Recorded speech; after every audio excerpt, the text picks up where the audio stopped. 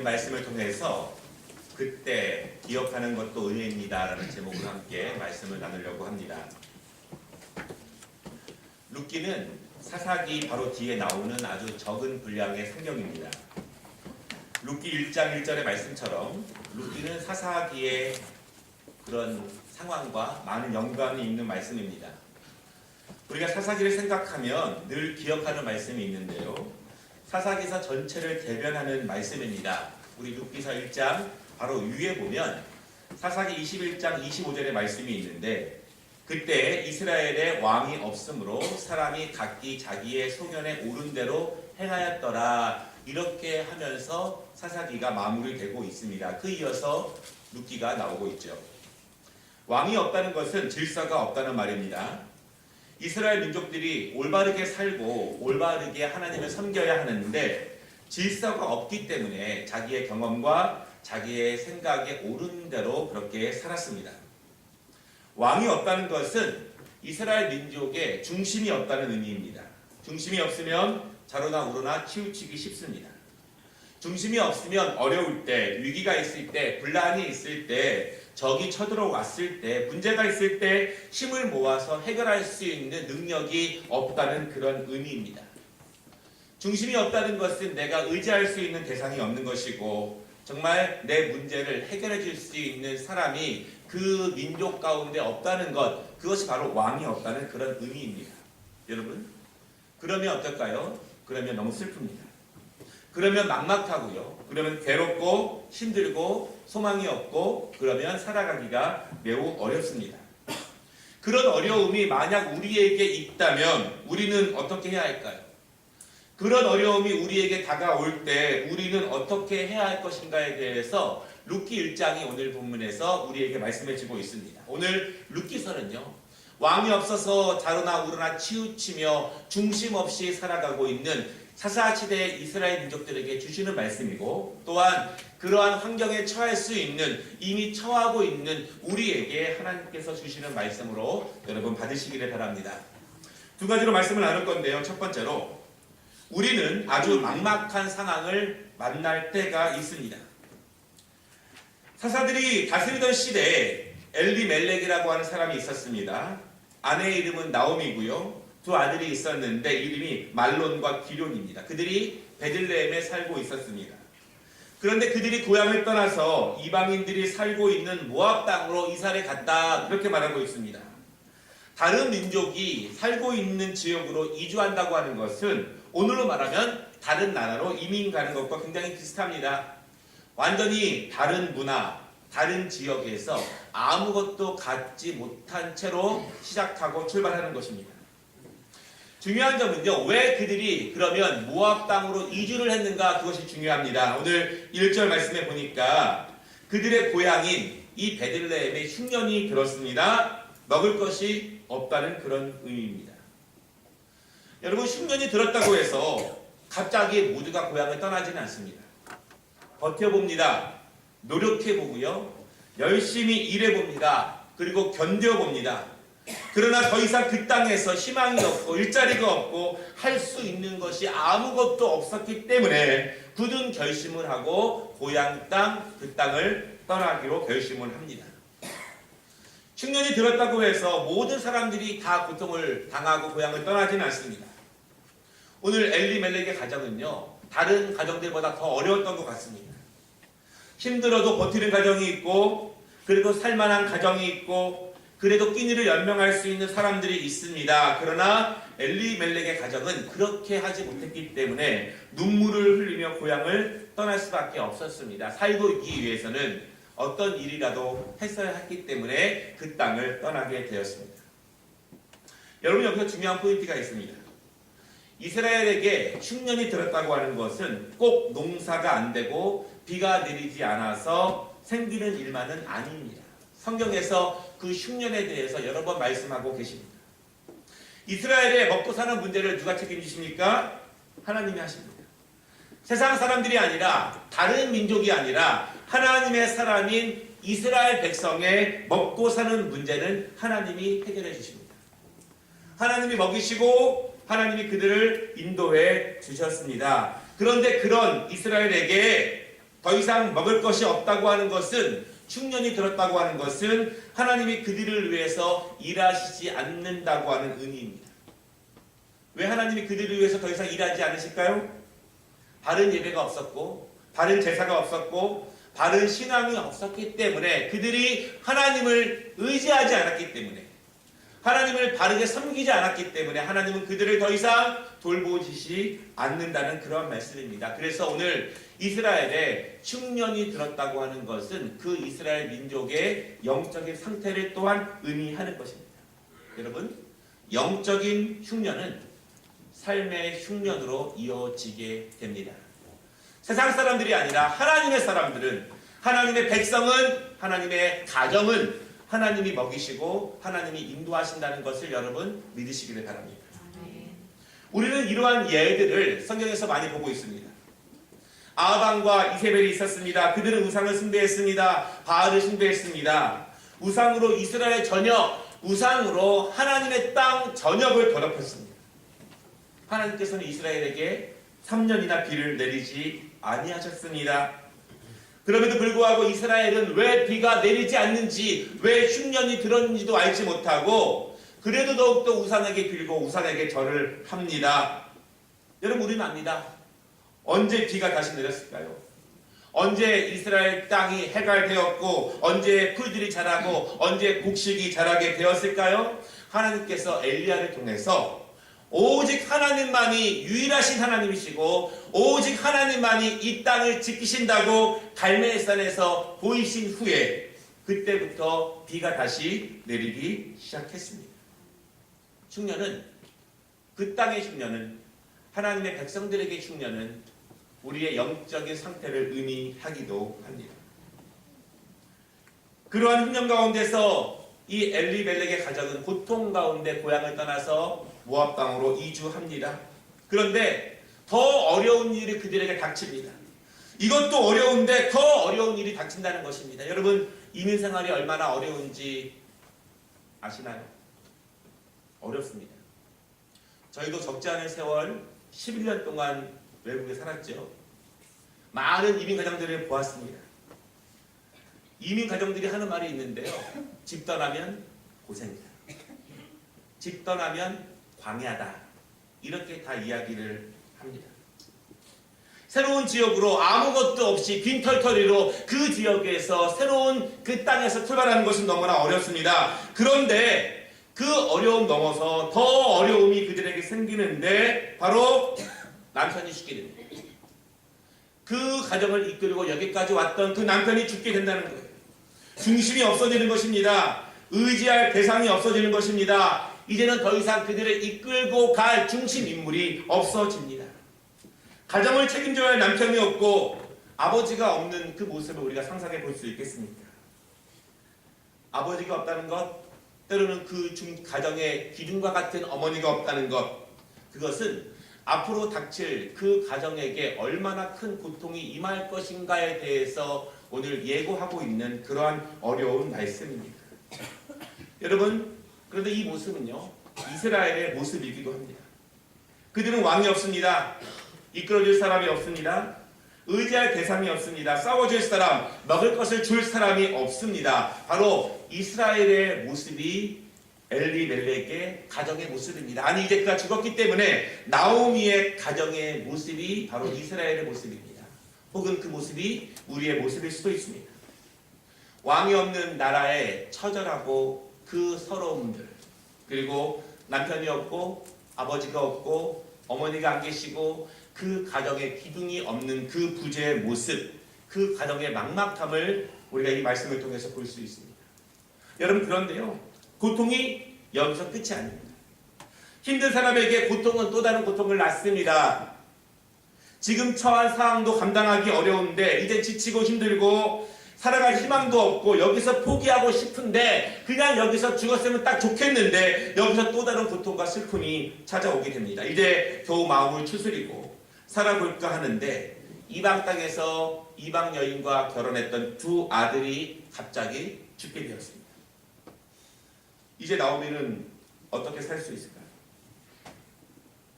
남편이 죽어서 너무너무 힘들지만 그래도 두 아들 바라보며 다시 힘을 내었는데 이제 그 두 아들마저 죽게 되었습니다. 살아갈 소망도 없고 내 마음을 헤아려 줄 사람도 없고 누구에게 도움을 줄 수도 없고 요청할 수도 없는 한 사람이 당할 수 있는 가장 극심한 고통의 나락으로 이 여인 나오미는 계속 떨어지고 있습니다. 오늘 이 본문의 안타까운 상황이 우리의 상황일 수도 있습니다. 우리의 삶 가운데서도 이러한 상황이 찾아올 수 있습니다. 이미 찾아오신 분이 계실 수도 있습니다. 남편 혹은 아버지 혹은 어머니 혹은 할아버지 할머니 아니면 그 아들의 부재, 그들이 없다고 하는 것, 그 막막함과 슬픔, 그 어려움과 좌절, 아무것도 할 수 없고 아무것도 의지할 수 없는 그 모습, 그 모습이 지금 저와 여러분의 모습이기도 하고 우리가 앞으로 당할 모습이기도 하고 지금 또한 당하고 계신 그런 분의 모습일 수도 있습니다. 그 모습 가운데 우리가 어떻게 다시 일어날 수 있을까요? 우리가 어떻게 다시 힘을 낼 수 있을까요? 우리가 그 상황 가운데 어떻게 다시 한 줄기 빛을 바라볼 수 있을까요? 두 번째로 그때라도 여러분 기억하시기 바랍니다. 아무것도 의지할 수 없고 막막하고 사방이 막혔을 때 살아갈 수 있는 소망도 없고 힘도 없고 자신감도 없을 때 내가 의지할 수 있는 모든 것이 다 사라져 버렸을 때 우리는 어떻게 할까요? 아무것도 없을 때에만 생각나는 것이 있습니다. 아무것도 없어야 깨닫는 것이 있습니다. 내가 의지할 것이 있고 여전히 힘이 있고 여전히 자신이 있었을 때에는 깨닫지 못하는 것이 있습니다. 절대로 알지 못하는 것이 있습니다. 정말 아무것도 없어야지만 생각나는 것이 있습니다. 오늘 6절에 보면은요, 그 상황 가운데 나오미가 자신이 떠났던 고향의 이야기를 듣게 되었습니다. 하나님께서 이스라엘을 돌보시고 양식을 주신다는 소식을 듣게 되었습니다. 무슨 말일까요? 이제 더 이상 10년이 아니라는 그런 이야기입니다. 이제는 풍성하지는 않을지언정 열심히 일하면 어느 정도 하루하루 살아갈 수 있는 일용할 양식을 얻을 수 있는 그 땅이 되었다는 것이고 희망이 있다는 것입니다. 하나님께서 그 백성을 돌보시기 때문에 그들이 농사할 수 있었고 양을 키울 수 있었고 결실을 맺을 수 있도록 하나님이 그 땅을 다시 돌보신다는 이야기를 나오미는 아무것도 없을 때 아무 소망이 없을 때 그때야 그 이야기를 듣게 되었습니다. 소식을 들은 나오미가 어떻게 결정을 하죠? 6절에 보면은요, 고향으로 돌아가기로 결심을 합니다. 그리고 발걸음을 옮깁니다. 고향을 떠날 때에는 먹고 사는 문제가 가장 중요했지만 이제는 그것이 중요한 것이 아니었습니다. 그것보다 더 중요한 문제들이 있었습니다. 그때는 다른 거 다 제껴두고 먹고 살기 위해서 그거 해결하기 위해서 고향을 떠났지만 조상들이 살던 땅이었고 하나님이 인도하신 땅이었고 하나님이 책임지시겠다고 하신 땅이었지만 그 땅에 흉년이 들었을 때 견딜 수 없었을 때 그들은 고향 땅을 떠났었습니다. 이제는 그래도 살만할 수 있는데 이제는 안정도 되었는데 남편도 떠났고 아들도 떠났습니다. 생활의 문제보다 더 큰 고난이 그들에게 닥쳐온 것이었죠. 그때는 그것이 제일 중요하다고 여겼지만 지나고 났더니 그거보다 더 큰 고통들과 더 큰 부재의 상황들, 음식이 없는 것의 문제가 아니라 남편이 없고 아들들이 없고 자녀들이 없고 의지할 곳이 없는 것에 대한 부재가 더 큰 고통이라는 것을 그때 깨닫게 됩니다. 그때 나오미는 고향을 기억하게 됩니다. 고향 땅에서 이제 다시 하나님께서 일하시고 계시다는 사실을 나오미는 기억하게 됩니다. 기억했기 때문에 이제 다시 돌아가려고 합니다. 아마 기억하지 못했다면 몰랐을 것입니다. 사랑하는 여러분, 기억하는 것도 하나님의 은혜인 줄을 믿으시기 바랍니다. 고향을 기억하고 돌아가야 할 그곳을 기억하고 하나님을 기억할 수 있다면 그것도 우리에게 은혜입니다. 왜 그것이 은혜이냐면 기억하지 못하는 사람도 있습니다. 마음이 황폐해졌지만 기억하지 못합니다. 삶의 소망이 없어졌지만 기억하지 못합니다. 누구를 의지할 수 없고 아무것도 없고 어디로 가야 할지도 모르고 어디로 들어가야 할지도 모르고 어디로 다시 돌아가야 할지도 모르는 깨닫지 못하고 알지 못하는 사람도 있다는 그러한 말씀입니다. 늦었지만 그래도 기억할 수 있다면 그것이 하나님의 은혜입니다. 왜냐하면 기억할 수 있도록 도와주시는 것도 하나님이시기 때문입니다. 허전하고 처절한 우리의 마음을 그냥 이방 땅에서 외롭게 두지 않으시고 다시 고향을 기억하게 하시고 다시 하나님을 기억하게 하시고 다시 우리를 돌보시기로 작정하시는 하나님께서 그 마음을 오늘 나오미의 길을 통해서 나오미의 마음속에 하나님이 들려주셨습니다. 나오미는 오래전에 이미 그 고향을 떠났지만 하나님은 나오미를 한순간도 잊지 않으셨습니다. 하나님께서 나오미를 기억하셨기 때문에 나오미를 통해서 그 사실을 기억하게 하는 것입니다. 여러분, 기억을 주시는 것은 성령님이 하시는 것입니다. 기억을 깨닫게 하는 것도 성령님께서 우리에게 주시는 하나님의 은혜입니다. 하나님께서 기억하셨기 때문에 그 마음을 성령님을 통해서 나오미의 귓가에 그 소식이 들리게 하시고 그 마음에 다시 한번 고향 땅을 그리워하게 하시고 그 마음에 다시 돌아갈 수 있는 그 은혜를 하나님의 기억을 통해서 나오미의 기억으로 주신 것이 바로 성령님이라는 사실을 여러분 믿으시기를 바랍니다. 우리 마음에 기억되는 것이 있다면, 우리 마음에 깨달아지는 것이 있다면, 우리 마음에 감동을 주시는 것이 있다면 그것이 하나님의 주시는 마음으로 여러분 믿으시기를 바랍니다. 그것이 하나님의 은혜라고 믿으시기를 바랍니다. 어찌 보면 나오미 입장에서 너무 늦은 것 같습니다. 일찍 돌아왔으면 얼마나 좋았을까요? 아니, 힘들어도 떠나지 않고 그냥 고향에 있었으면 얼마나 좋았을까요? 그랬으면 좋겠지만 이미 많이 늦었습니다. 남편이 죽기 전에 기억했으면 얼마나 좋았을까요? 아니, 아들들이 죽기 전에라도 기억했으면 얼마나 좋았을까요? 그러나 인간들의 마음이 조금만 편안하고 조금만 여유로워지면 기억하지 못합니다. 완전히 깨어지고 완전히 낮아지고 완전히 없어질 때, 아무것도 내가 의지하지 못할 때, 아무것도 나를 도와줄 사람이 없었을 때, 사방이 온통 막혔을 때야 하나님을 기억하고 하늘을 들어서 우리의 눈을 드는 것이 연약한 우리 인간들, 우리의 모습이라는 것입니다. 여러분, 그럼에도 불구하고 기억하는 것은 은혜입니다. 기억하지 못하고 고통의 나날에서 이방 땅에서 삶을 마무리하는 것보다 이젠 힘도 없지만, 이젠 능력도 없지만, 돌아가도 나를 도와줄 사람도 없지만 그래도 기억하는 것이 하나님의 은혜입니다. 기억해야 돌아갈 수 있는 것이고, 돌아간다고 하는 것은 나를 아버지께 맡기는 것입니다. 나의 가정을 하나님이 역사하시고 하나님이 인도하시는 그 땅, 하나님의 땅에 나를 맡기는 것, 그것이 바로 하나님의 기억으로부터 출발하게 되는 것입니다. 하나님께 돌아가는 것을 여러분 부끄럽게 여기지 마십시오. 지금이라도 기억한다면 하나님께서 우리를 지금까지도 계속 기억하고 계시다는 증거입니다. 지금이라도 그냥 돌아가면 됩니다. 하나님이 기다리십니다. 우리는 거저 그냥 돌아만 가면 된다는 사실을 여러분 믿으시기 바랍니다. 너무 누추한 모습이라고 망설이지 마시기 바랍니다. 내가 가진 것이 없고 힘도 없고 부족하기 때문에 돌아가기가 어렵다고 망설이지 마십시오. 집 나갔던 둘째 아들을 보십시오.